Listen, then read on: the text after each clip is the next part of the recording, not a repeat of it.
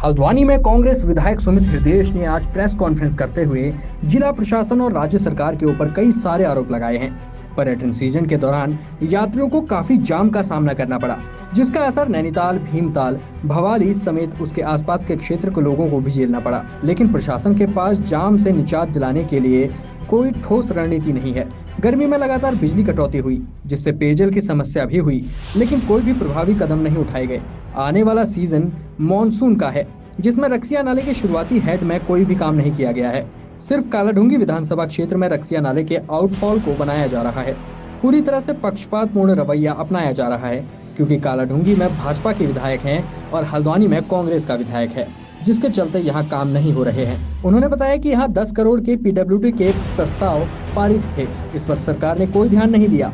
विधायक सुमित हृदयेश ने कहा कि उत्तराखंड में 2 विधानसभा सीट पर उपचुनाव हो रहे हैं। मंगलौर और बद्रीनाथ विधानसभा उपचुनाव कांग्रेस जीतेगी और सदन में कांग्रेस के 20 विधायक पुरजोर तरीके से सरकार की जन विरोधी नीतियों के खिलाफ आवाज उठाएंगे।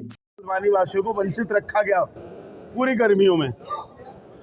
जो ट्यूबवेल की प्रणाली है, जो स्टेबलाइजर और मोटर है, वो इतने पुराने हो चुके हैं और हल्द्वानी डिवीजन में जो ट्यूबवेल है सब में नए स्टेबलाइजर और सब में नई मोटर लगाने की आवश्यकता है।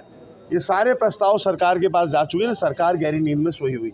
सबसे बड़ी समस्या ये, अब जल भराव की भारी समस्या आने का अंदेशा है। आपदाग्रस्त कलसिया नाला और रकसिया नाला, ये जो 2 प्रमुख नाले हैं जिनके सबसे ज़्यादा पानी आता है, इनका जो हेड है, जहाँ से शुरुआत होती है, डम्माडूंगा हो गया, काठगोदाम हो गया, वहाँ कोई कार्य नहीं हुआ आपदा की दृष्टि से। सारे कार्य जो हुए हैं जहाँ पे टेल जहाँ खत्म होती है कालाढूंगी विधानसभा, क्योंकि हल्द्वानी में कांग्रेस का विधायक है, इस वजह से पक्षपात हो रहा है। इसकी आवाज़ हम सड़क से सदन तक उठाएंगे और मजबूती के साथ इस बारी सरकार को इन विषयों पर घेरा जाए। बिल्कुल, देखिए, इनके पास विषय ही नहीं है कोई। अब वो 2 बच्चियां, हमारी मासूम बच्चे, मैं नैनीताल पुलिस को धन्यवाद भी देता हूं कि जल्द से खोज के उन्हें सुरक्षित उनके घर पहुंचा दिया गया। लेकिन देखिए ना, हरिद्वार जिले में क्या हुआ।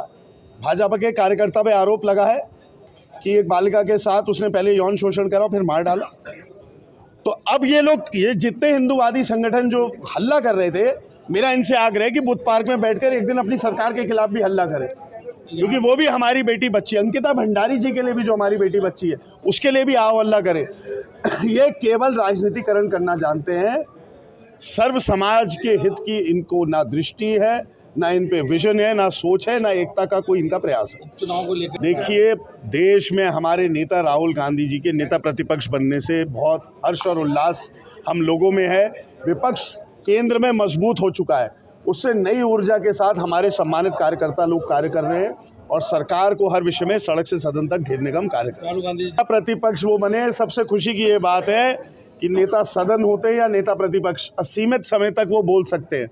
अब देखना पड़ेगा, स्पीकर तो वही हैं जो पहले बने, उनको बधाई। ओम बिरला जी को बहुत बहुत बधाई, वो हमारे देश के स्पीकर बने। जो आशाएं कल जताई इंडिया गठबंधन के लोगों ने, पहले नेता प्रतिपक्ष राहुल गांधी जी ने, अखिलेश जी ने, अन्य जो हमारे सदस्यगण हैं, उन्होंने यही आशा जताई कि जो निलंबन होते थे, जो माइक म्यूट कर दिया जाता था, अब लोकतंत्र की ऐसी खुली हत्या ना हो, ये आग्रह उन्होंने करा है।